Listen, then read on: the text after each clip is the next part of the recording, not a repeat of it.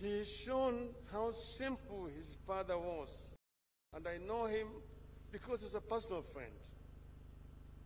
I know him as a man of very few words, an accomplished golfer, but a man also who knows his responsibilities to the society. He has served, he has mentored, he has taught very many of the young Kenyans. He believed truly in the Kenyan dream, in our national anthem. God,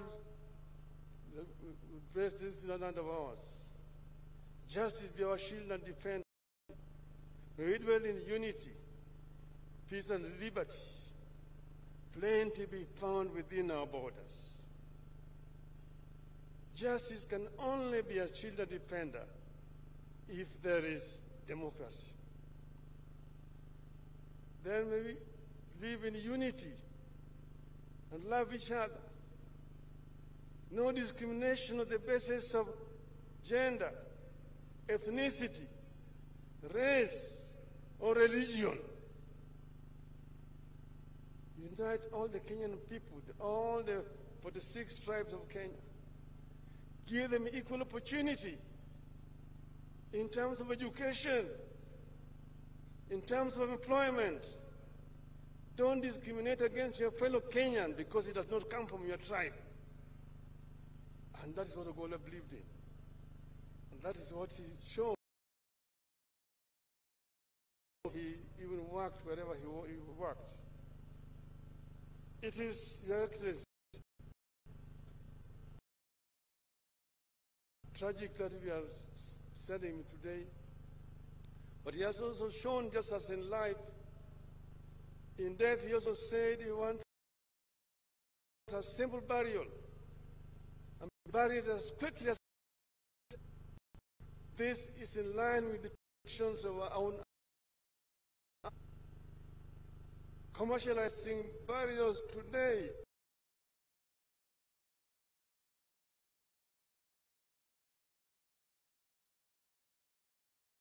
is not African.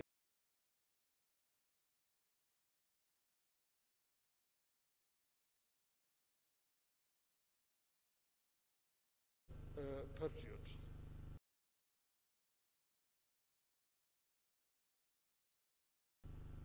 Your Excellency, I want to conclude by saying that because of the manner in which Ogolla died, a lot of rumors are flying around all over. We want these rumors to be put to rest. There's a thorough investigation to tell us the cause came down. But also, Your Excellency, this is also time to take a look at, because you have seen a number of these accidents over the last 5 to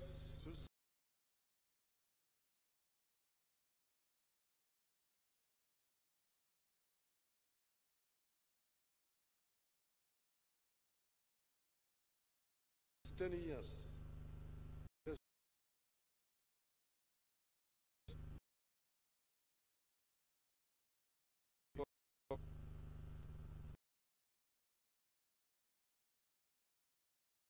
Going the bombers of Kenya to force Mr. Chebukati to alter the results of last general elections.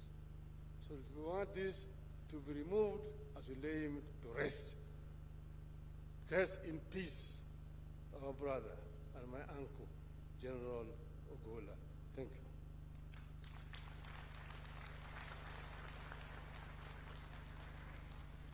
you. Your Excellency, again, under your guidance, allow me to invite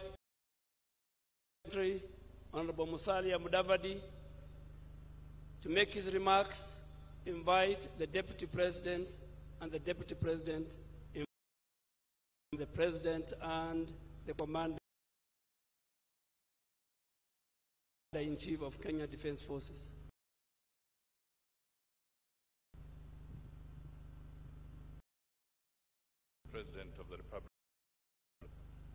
William Samoei Ruto, the First Lady, Mama Rachel Ruto,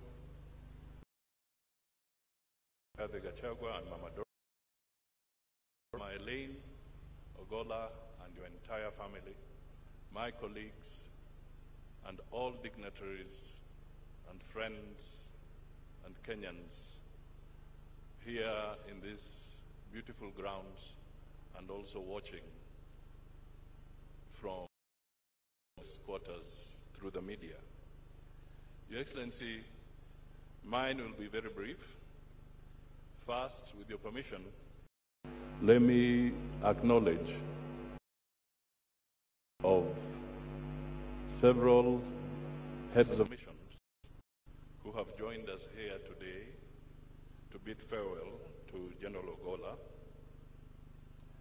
I have a list of names, and I'll request that as I mention your name, you can be upstanding. First,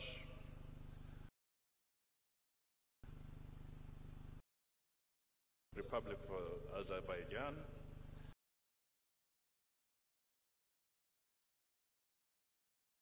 of the Republic of Portugal, Filomena Rocha, Embassy of the Republic, Mrs.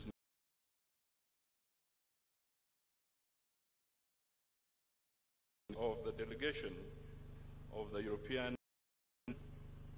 Mrs.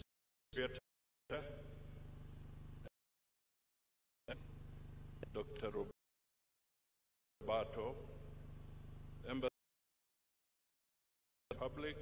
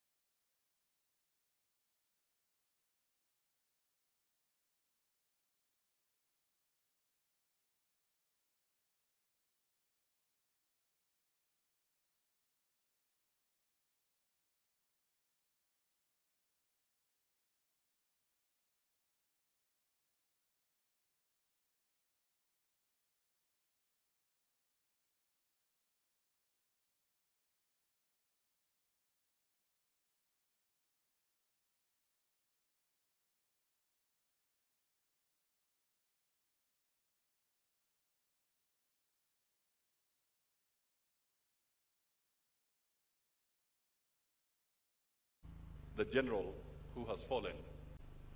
Finally, Your Excellency, General Ogolla was a deep and brilliant thinker, not an emotional one. He was not impulsive. He gave very good thought to what he would say and what he intended to do.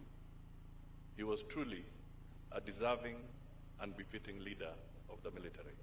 With these remarks, may his soul rest in eternal peace, and God grant his family courage and grace during this period and beyond. It is now my honor to invite the Deputy President, Honorable Rigathi Gachagua, to make his remarks, and thereafter invite you. Thank you.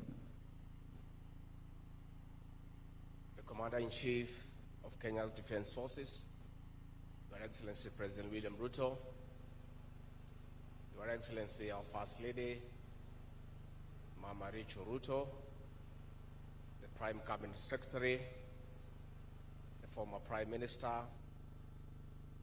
the Speaker of the Senate, the Chief Justice, and the President of the Supreme Court,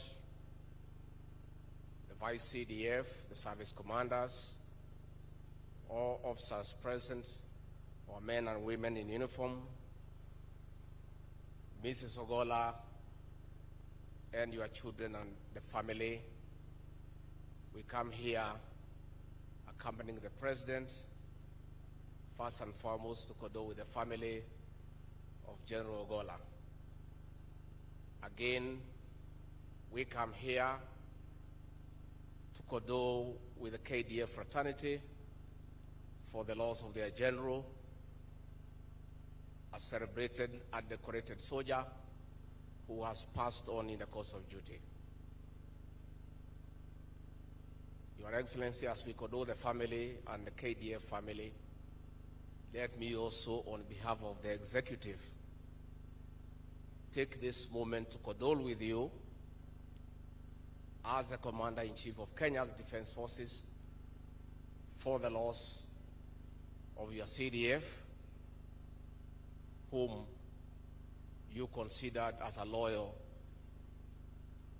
and brilliant military strategist.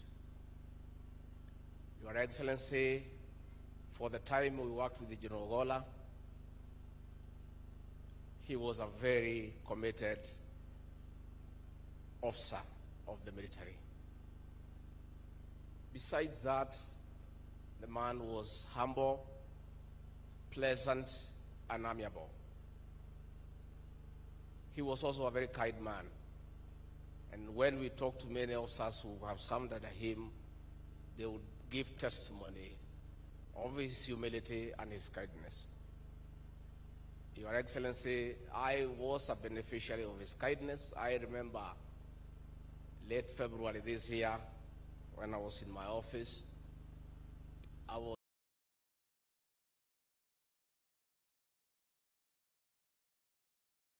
informed that the Chief of Defense is at the door. I couldn't understand because I was not expecting him here.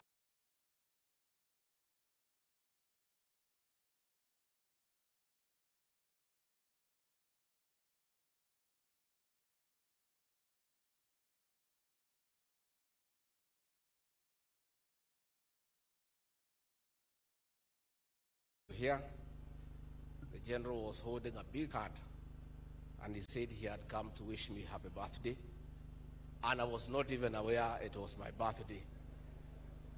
That was General Ogolla. Your Excellency, it is good for us to give the other side of the general that we saw and interacted with.